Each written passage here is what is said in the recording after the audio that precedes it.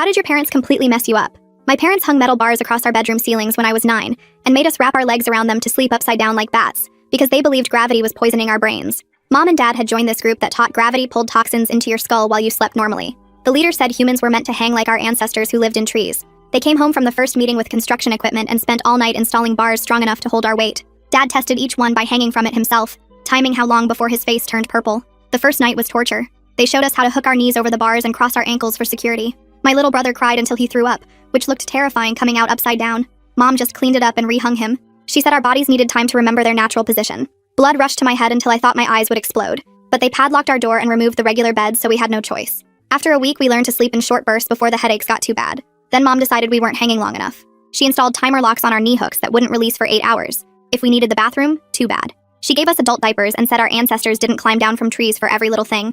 My sister developed constant nosebleeds from the pressure, but Dad said that was just toxins leaving her brain. School was impossible when we kept falling asleep at our desks from exhaustion. The nurse called home about the rope burns on our legs and the burst blood vessels in our eyes. Mom withdrew us for homeschooling, saying traditional education was poisoning us with right-side-up thinking. She hung bars in every room so we could practice proper positioning all day. Even meals happened upside down, with special straws and tubes so we could eat without choking. I tried sleeping on the floor one night, but Dad had installed motion sensors. Alarms screamed until they found me and rehung me with zip ties instead of the timer locks as punishment. The ties cut off circulation and my feet turned blue. They only cut me down when I started convulsing. Mom said I was having a gravity detox seizure and hung me right back up with looser ties. My brother figured out he could unhook one leg at a time and rotate to prevent the worst pain. But Mom caught him and decided he needed stronger treatment. She ordered special boots that locked onto the bars and couldn't be removed without a key. The boots were so heavy they stretched our knee joints backwards. He screamed for hours until his voice gave out. Then they got boots for all of us. The group leader visited to check our progress and said we weren't inverting young enough.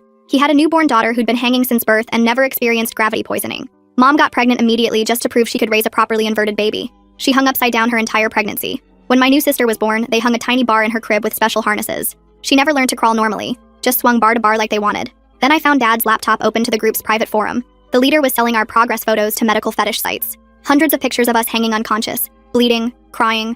Members paid extra for video of our detox seizures. The leader used the money to build a compound where families could live fully inverted. Dad had already put down a deposit. I printed everything and hid it inside my gravity boot. But before I could use it, Mom announced we were moving to the compound next week. She'd sold our house to prove commitment. The new place had no regular floors, just bars at different heights. Bathrooms were holes in the ceiling. Kitchen appliances hung upside down. She showed us proudly like it was paradise. That night, I cut through my bootstraps with a stolen knife. My legs were so deformed I couldn't stand normally, but I crawled to my sister's room. She was only 6, but helped me cut the others free. We made it to the front door before Dad heard us. He came swinging across the ceiling bars like some nightmare acrobat, faster than we could crawl with our ruined legs. He grabbed my brother first, rehanging him by his ankles with rope. Then my older sister, using zip